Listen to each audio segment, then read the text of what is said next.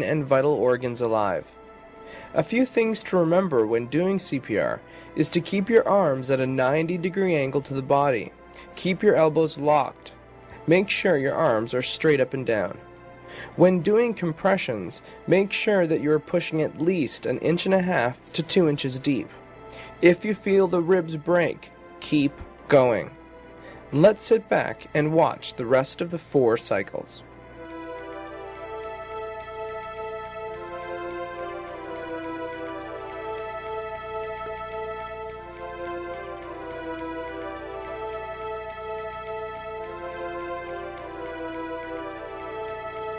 Once you have completed 4 cycles of 15 compressions and 2 breaths, stop CPR and recheck for signs of blood circulation for no more than 10 seconds. If the person is still not breathing and has no signs of blood circulation, continue adult CPR for cardiac arrest. Let's take a look at CPR simulated on a real person.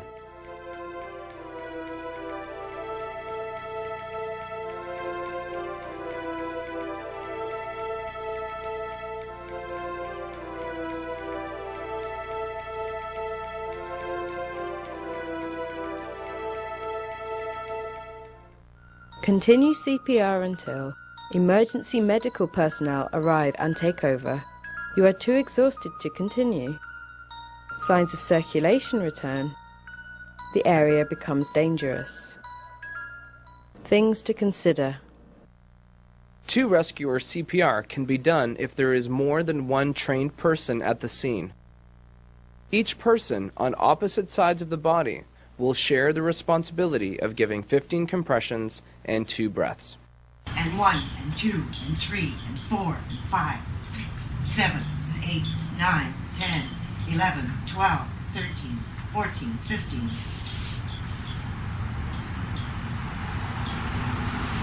And 1. A person in cardiac arrest requires CPR to provide oxygenated blood to the body. Without CPR, the brain dies within 4 to 6 minutes. Early CPR and defibrillation increases the chance of survival. Defibrillation. Okay, everybody clear? Shock coming?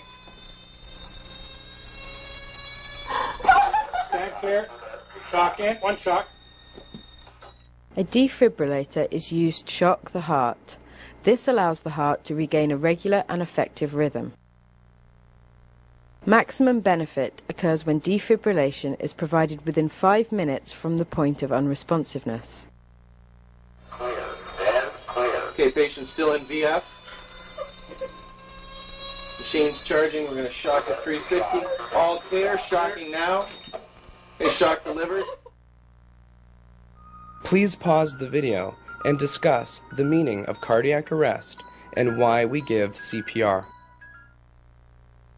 Let us learn about the #1 killer known as cardiovascular disease.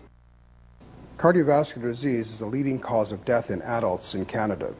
Over 23,000 people a year suffer from heart attacks.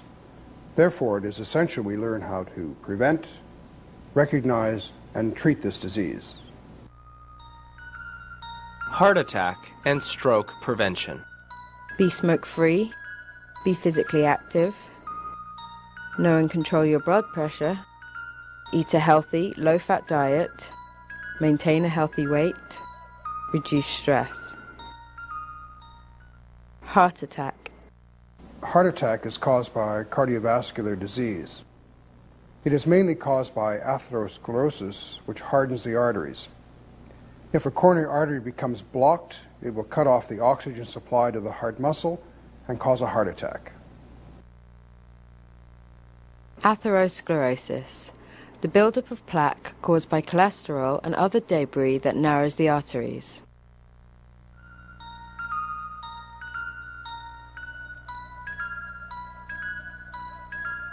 Warning signs for heart attack. Heaviness or pressure in the chest, shortness of breath, nausea and vomiting, sweating, cool, clammy skin, radiating pain into the neck, arms, back or jaw, crushing chest pain, fear, anxiety and denial. Did you know?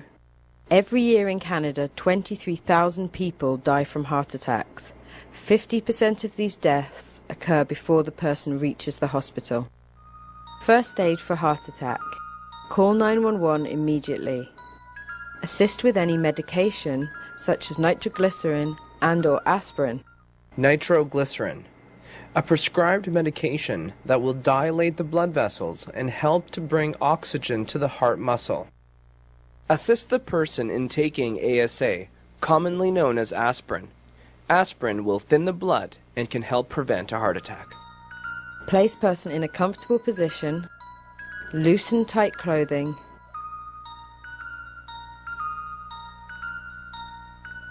Rest and reassure. Await arrival of emergency medical personnel. Be prepared to do CPR. Stroke. A stroke happens when there is lack of blood flow to the brain. It is caused either by a sudden clot in an artery on the way to the brain or by the rupture of a blood vessel in the brain.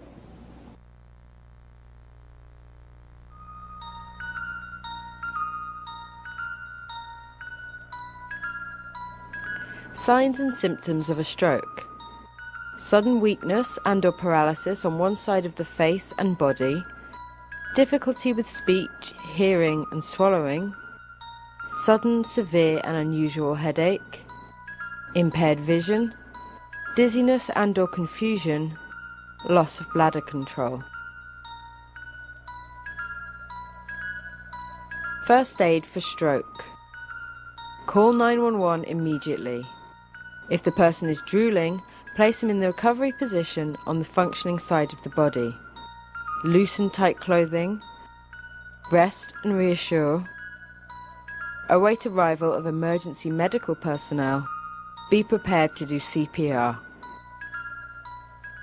Let us now learn what to do if you suspect that a person may be unconscious and choking. If the person is unconscious, call 911. If you come across an unconscious person who may be choking, do an ABC check. And if the breath in the ABC check does not go in, tilt the head further back and try to breathe in again. But if the breath still does not go in, take this as a choking situation and begin CPR immediately. If your breath does not go in, retilt the head and ensure the chin is the highest point of the face. The reason why we tilt the head further back, or reposition the airway as we call it, is to make sure that it's not the tongue that's causing the obstruction, and that it is indeed a true choking situation. Repositioning the airway can be done in two ways. You can bring the head down and tilt it further back, or you can just tilt it further back from the existing position. If the breaths still do not go in, initiate the adult CPR technique for choking. In someone who is unconscious and choking, CPR can help relieve the obstruction by increasing the pressure in the airways. Give 15 compressions, 1.5 to 2 inches deep. Compressions will push the rib cage down, in turn pushing the air in the lungs to act as a force to get the obstruction out. Check the mouth for the obstruction. Attempt 2 breaths. Retilt the head in between the breaths.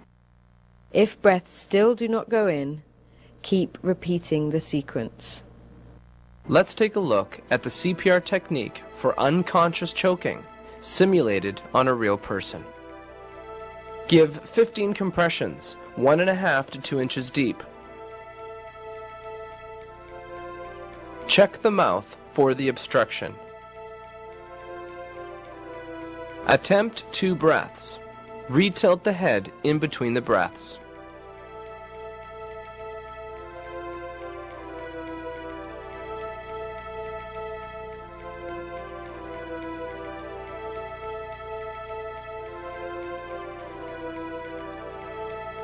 If you see an object in the person's mouth, lift the jaw and tongue and sweep out the object.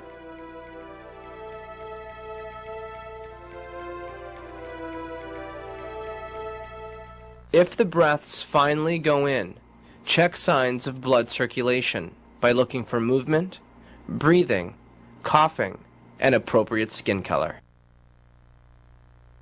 Please pause the video and discuss why we give CPR for someone who is unconscious and choking. How does this work? Let us now learn what to do if a person is conscious and choking. If you come across a person who is conscious and choking and is coughing forcefully, encourage them to keep coughing so they can use their own gag reflex to clear their own airway. However, if you feel the person is not getting enough oxygen, begin abdominal thrusts immediately. The abdominal thrust technique is used to dislodge an airway obstruction. By increasing the pressure on the diaphragm, air is pushed through the bronchi, which can help push out an obstruction. If the person is responsive and choking and cannot speak, cough, or breathe, begin abdominal thrusts. Get consent before giving abdominal thrusts.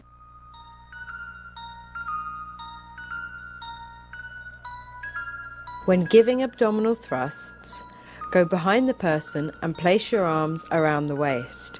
Use the thumb side of the fist. Make sure the fist is above the navel and below the rib cage. Place the other hand on your fist and deliver sharp upward thrusts. Each thrust should be separate and distinct.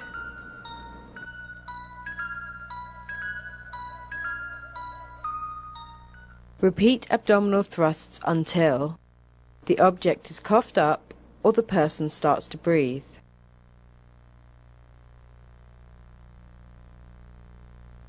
Special considerations. Tip 1.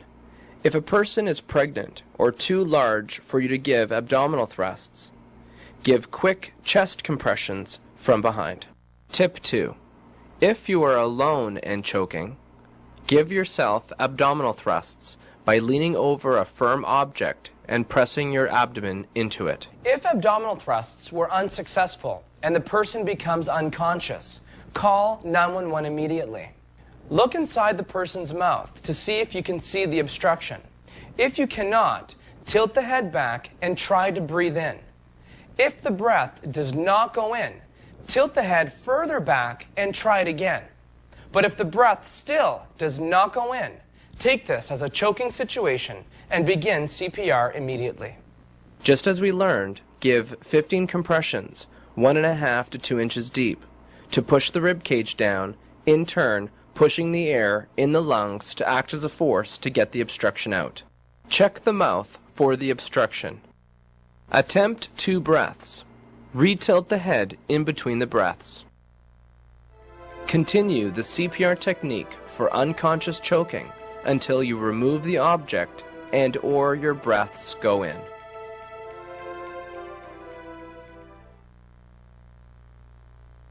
Please pause the video and discuss why we give abdominal thrusts for someone who is conscious and choking.